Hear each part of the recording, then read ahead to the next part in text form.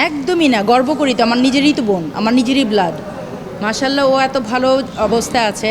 আর আমি চেষ্টা করলেও চাইলেও স্বপ্ন দেখলে আমি পারবো না ওর মতো করতে।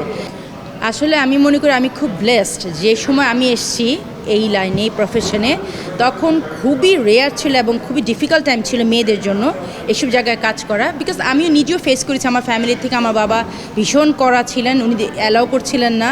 সো একটা কন্ডিশন ছিল, যেহেতু আমরা 5টা বোন, আমাদের কোনো ভাই নেই, ওনার একটাই কন্ডিশন ছিল যে তুমি যদি এডুকেশন ঠিক রাখো আমি কোনো কিছু বলবো না। সো আমার কাজের পাশাপাশি আমি আমার মাস্টার্স কমপ্লিট করেছি এবং তার জন্য আমি অনেক কৃতজ্ঞ।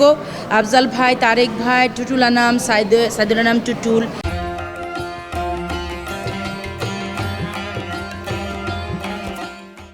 তারপরে সাবির ভাই, যে ডিরেক্টরদের সাথে আমি কাজ করেছি, ওনারা আমাকে সাংঘাতিকভাবে হেল্প করেছেন। যে তুমি যখন আমার পরীক্ষা ছিল, ওনারা কখনো আমাকে কাজ নিয়ে ডিস্টার্ব করেনি, শুধু বলতে যে তুমি মেকআপটা করে উপরে চলে যাও, তুমি তোমার পড়াশুনো কমপ্লিট করো। আমি কিন্তু সেইভাবে আমি মাস্টার্স কমপ্লিট করেছি। সো সেই জায়গা থেকে আমি যখন আমাদের কোনো যেহেতু ভাই নেই, আমার বাবা ছিলেন আমার কাছে আমার দুনিয়া। সো আমার বাবা যখন স্ট্রোক করে ফেললেন, তো আমি মেন্টালি খুব ডিস্টার্ব হয়ে গেছিলাম।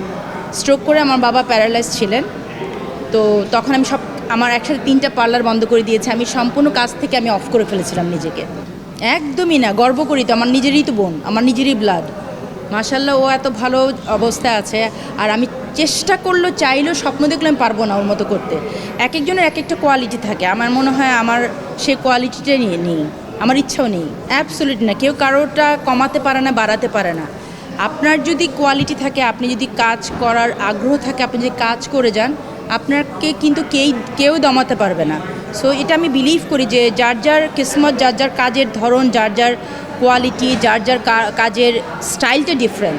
আমি নিজ থেকে কমিয়ে দিয়েছিলাম সব কিছুই। এখন ব্যস্ত হলো, মেকআপ এখনও করছি, কন্টিনিউ করছি, বাট খুব লিমিটেড। ওইটা নিয়ে কাজ করছি, প্লাস আমার হাজব্যান্ডের সাথে আমার ব্যবসা আছে অনেক, সেগুলো লুক আফটার করতে হচ্ছে।